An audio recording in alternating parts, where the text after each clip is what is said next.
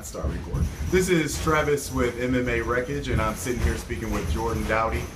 We're down here at CMMA, which is one of his home gyms, and we are talking about his upcoming fight, which is against Adam Meredith, and that is at the upcoming Bellator Vengeance card on November 6th here in St. Louis, Missouri. So, Jordan, first off, man, thanks for your time. I really appreciate it. I know you got a busy day and a busy week as you prepare for this fight. But the first thing that I always want to know whenever someone gets a fight of this caliber is kind of take us back to where you were when you got the offer to do this fight, and what were some of the first things that were popping up in your head, especially when you knew that your opponent was going to be Adam Meredith? Well, Steve had told me about it being a potential. I had to bow out for some reason, and for reasons, I don't know, it's not my problem. Okay. And he had fought the weeks before, and so we were talking about it, and we knew that Adam had a fight beforehand, and we were waiting to see how that was going to go. I kind of knew about it probably before Adam did, but I didn't tell him or anything. Me and Adam are on good terms. This is just a business thing. We kind of knew it was coming. So after he had won his fight in Kansas City, and we knew that he was looking for the next fight on Bellator, and he was going to be good to go, then that's pretty much when the offer was made to us, and we took it. It's going to be a great opportunity. It's really not one people coming out as debuting as a pro would probably take early on, but it's just an opportunity you can't pass up, and I believe I'm ready for it. Okay. Now, you just recently turned pro back in, was January of April of this year. Now you're 2-0 as a pro. I mean, that's a quick 2 fights. Tell us how this year's been so far for you since you become a pro, and what some of the major differences between being an amateur and now fighting as a professional. Well, my goal is to win 4 pro fights this year. Looks like I only get a shot at 3 unless something happens in December. Really, the difference between training for both is a little more emphasis on the length of rounds. I train pretty much the same way I do now when I was an amateur, except a little bit more intense. I had a little bit more things. It'll be a little more two-a-days, but the same thing. I'm always looking to learn and grow and just improve. And there was never a point where you just stop learning and think you know enough. And that's when it happens. Is when your ass whoopings are coming in. You need to go find something else to do. Seems like we got somebody excited about the fight in the back. So when you turned pro here in the gym, though, were some things have changed for you at all in regards to how maybe some of your teammates are looking at you, or are you doing some more individual coaching? Are you able to bring in some other people to fight with you? Has anything changed here at home in regards to turning a pro? Not real specifically. I'll have more conversations with Steve and Sal. They'll give me homework to do, and I'll drill it as such. But that also happened as an AMI, but now it's just a little bit more focused. It's amateurs run is kind of like, you're building a skill set and all that, but I always had my eyes to train this way and go that way anyway. And no matter who I have, I always have something to learn from here. I'm never going to think I knew everything everybody can teach me. Me and Sal were working on some concepts yesterday that we were just brainstorming about and came together, and it's something that we're going to have a lot of fun drilling and implementing. Okay. But as far as that goes, no, I mean, I've kind of had the same approach all around. This was the end goal, and to train to be a pro, to get to that level, I had to train like a pro. Right. So, okay, we're not going to really dwell too much on your opponent, but Adam is a fighter that a lot of people here in this area know. We've all seen him fight many times. What are some of the things that you actually enjoy about his fighting style? He is a very decent striker and a little bit more well-rounded than I think some people give him credit for. But what are some things that you like about what he brings to the table whenever you see him fight? It's more his approach to how he approaches martial arts. He's a well-rounded guy. Me and him are a lot alike. There's a lot of stuff that I don't see us really disagreeing on. He likes to put in the work. He embraces the part that sucks. I do as well. He eats clean. I was joking with him one time when he started posting all these clean eating memes. Yeah, all this stuff. And all this food, and I was like, man, I'm going to eat at your house sometime. So really it's his approach, his dedication, and his mindset. I really like it. All right.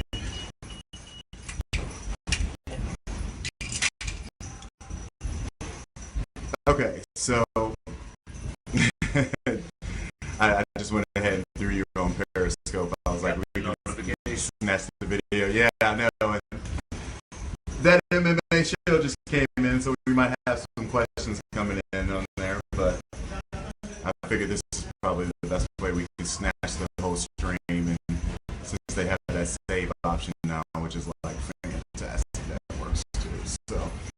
All right, well, Jordan, we were talking about some of the things that you liked about Adam Meredith's style and what things you believe he brings to the table as a competitor. You were kind of talking about his clean eating and things of that nature, which you're very fond of yourself.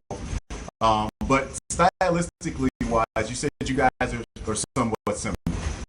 Okay. As far as being well-rounded, yeah.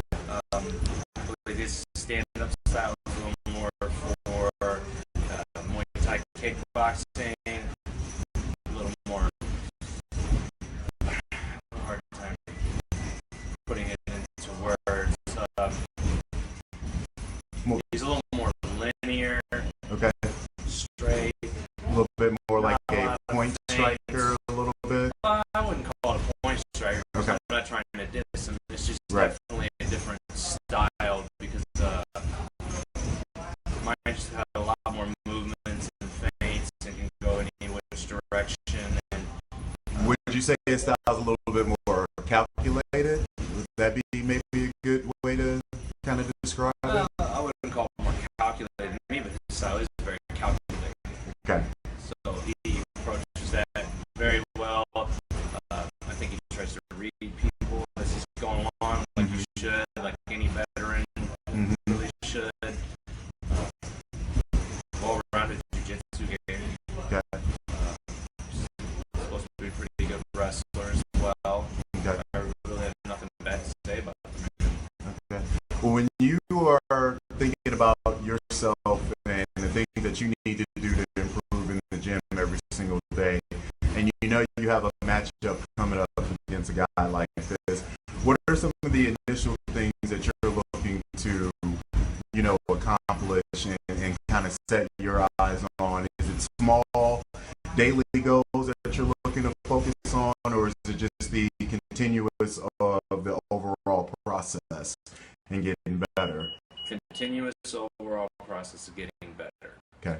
So while at the same time this camp is for him, I don't really believe in the word camp. I'm right. always training, so the goal is to always get better, to always improve in all facets, because we're not just training for this fight, we're training for the fight after, we're training for the fight next year. And a technique I may learn today or tomorrow or even next week could come into play next year. A lot of stuff can kind of turn into muscle memory, and that's what I enjoy about it. Is I won't stop and have a moment whenever I pull something off, but when I pull something off that I know I've drilled, there's a little more excitement inside about it, because that's what this is for. That's what those hours of mindless drilling, not really mindless, but mindful drilling, just go into. So really my approach is not any different. I just get in the best shape I can and keep improving in every aspect I can with my team around me. Now you're normally not the type of guy who's gonna kind of be out of shape, I guess. There's really no off season, it seems, whenever it comes to you. You're involved in a lot of stuff. You're still in school. You're working also. Is that just kind of like how you're, I guess what's the best way to say, is that just how you're wired? Or are you just wired as one of those people who feels that, I need to be, optimum best every single day that I possibly can? Or does Jordan have some moments where it's like, nah, it's time to kind of cut back a little bit and let some things go? Best every day I can. I'm a little obsessive over it, to the point where sometimes people have to tell me to slow down and take a day off. After my fight in April, I showed up here on Monday, and Craig and Steve told me to get the hell out of here and go home and take one day off. And I looked down and I was like, all right, you're going to force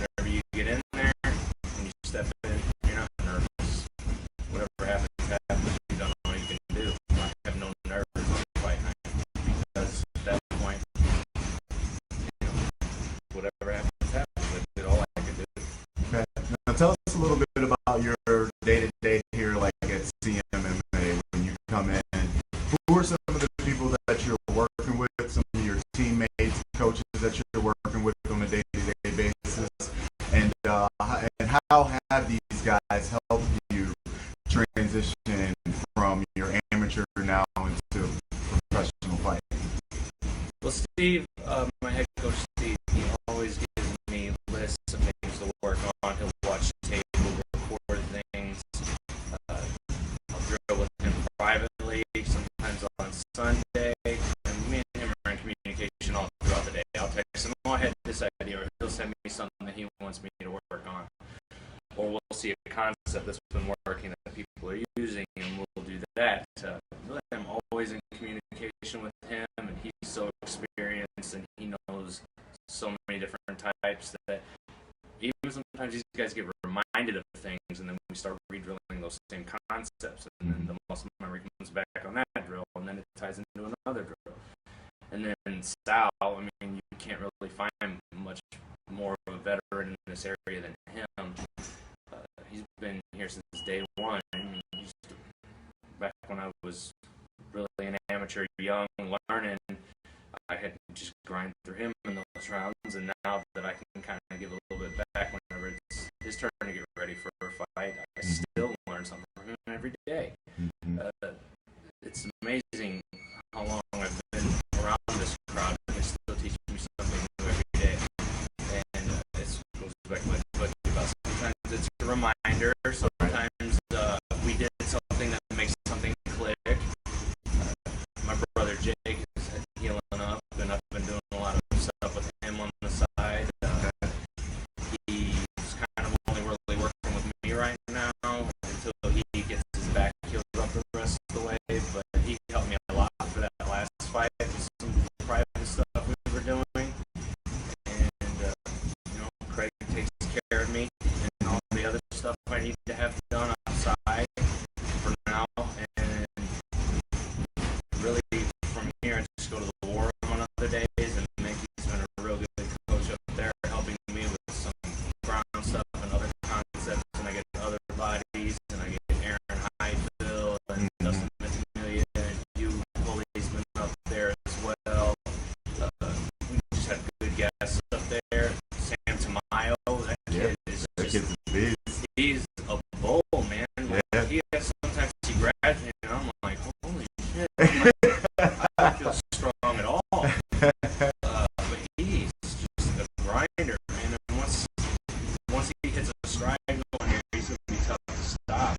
But I really, once I have everybody here in focus, I truly believe that I have one of the toughest stables you can find in this area. People come here and they work with us on the weekends and all that. People go out of their way to work with me and Sal. It's not a real easy 1-2 punch to go back and forth with us. And I take a lot of pride in that. I think he does too. But at the same time, then we'll just turn right around and push each other too. So I just have a good environment around me. Okay. So you got the names Michael Chandler, you got Strauss, you got Pitbull, you got all these fantastic fighters coming back to St. Louis for the November 6th card, and then there you are on the core card, Jordan Dowdy. How does that make you feel seeing your name next to these guys? And also, having this Bellator event come back to St. Louis so fast, have you had a chance to speak to anyone who was on the previous card that fought locally from here, and some of their thoughts and, in regards to the big stage, and, if it was nerve-wracking or anything of that nature?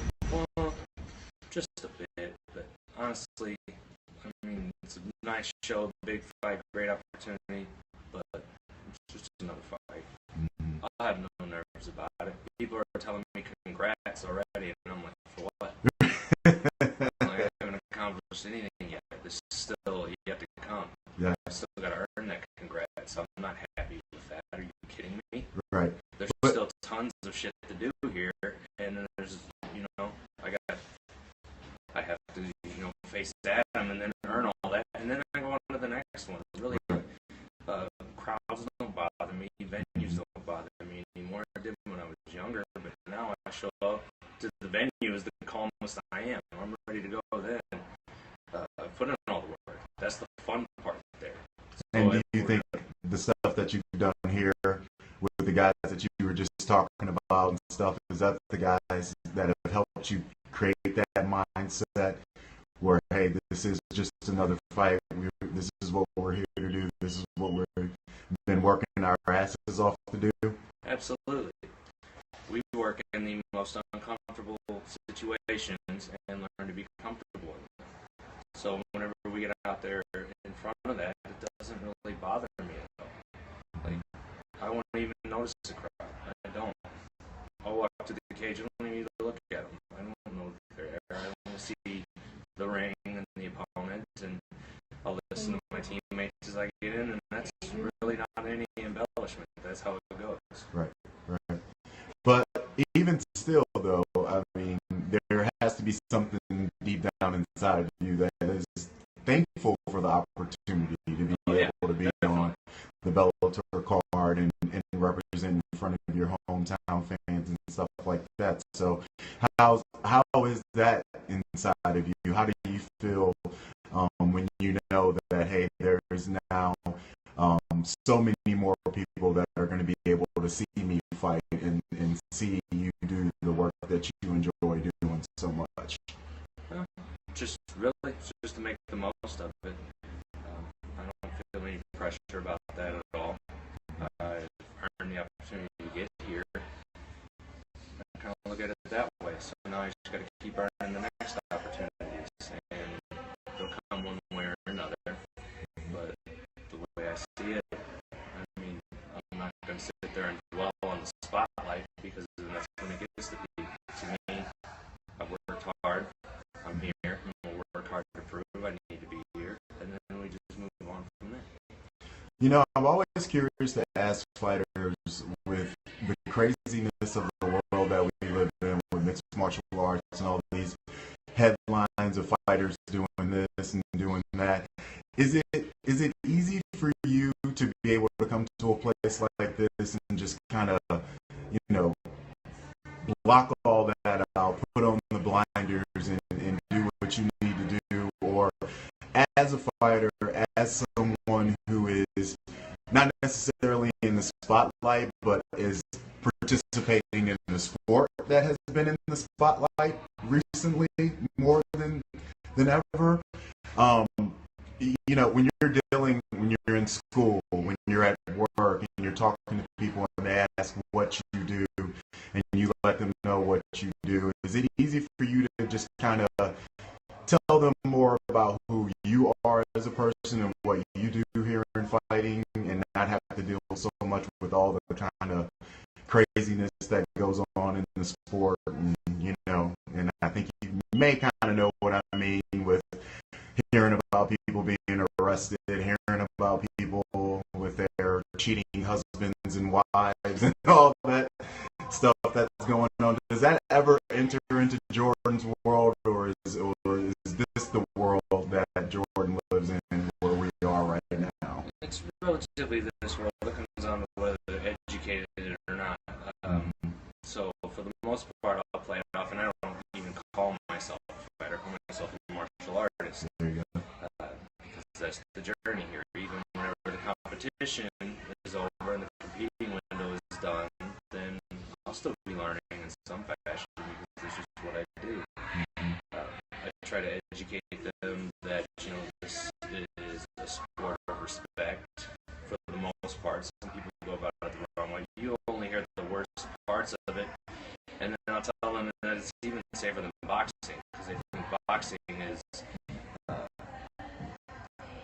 some reason they think boxing is safer, and I tell them, boxing is clearly only just about brain damage, and some people, they give you 10 seconds to stand up and see if you can sustain more brain damage. And when you've had enough, it's over, or it goes to decision.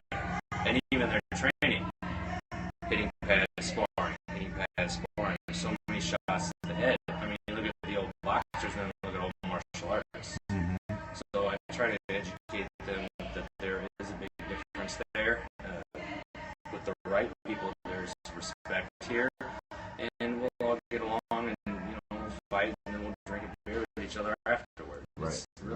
it's about. It's not about anything else but pushing yourself and seeing what you're capable of and accepting it and then moving on and then growing as a person or leaving.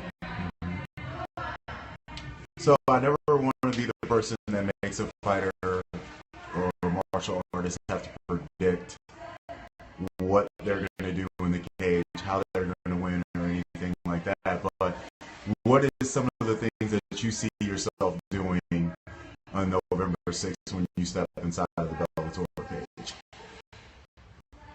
Not anything much different than what I usually do. I kind of see myself being out there, being calm, poised, taking the fight where it needs to go, adjusting to whatever's thrown at me, and doing what I gotta do for the win. I mean, we cover every base here. I'm not in a particular way trying to keep it in one aspect. I think in every form, I have the chance to secure a win there. And I have to be aware that Adam can do the same thing. Mm-hmm. And that's what makes it so interesting. I think that me and him are pretty much the top 170s in the area that have been unsigned to a major promotion. And we thought this fight was going to come a little bit down the line, but it came a little bit sooner. Okay. Are you unhappy that the fight came a little bit sooner, or do you just take it as it is and we go from there? Well, I would say if it was a normal show, normal regional show, we probably would have done it down the line. Gotcha. We had been talking about training together, but this is a big opportunity for both of us, and we couldn't say no. And we had discussed that in person whenever I ran into him, and it's just business at this point. There's no animosity here on my end. Okay. Well, Jordan, I really appreciate your time, man. I'm gonna let you get going so you can get yourself in ready mode for tonight's training and everything. I really appreciate it, and good luck. Best of luck to you November 6th. It's always a pleasure to come out and see you fight, and I know that day will not be any different, man. So before I let you go, though, would you like to give thanks to any of your coaches, sponsors, or anyone out there in the land? How long you got? As long as you want to go, my brother. Steve, Craig, Sal, my brother Jake, Sam. I gotta thank the War Room, all those guys up there. Brad Jones, John Mankey, Aaron Highfield. I gotta thank Jay D'Amato. I haven't been able to see him in a while, but usually I get to see him a lot. I gotta thank the Wolves Den. They're having me out there. Andrew Ebers and Drew Grande. And his brother Chris. They always have me out there, and really they're just very welcoming.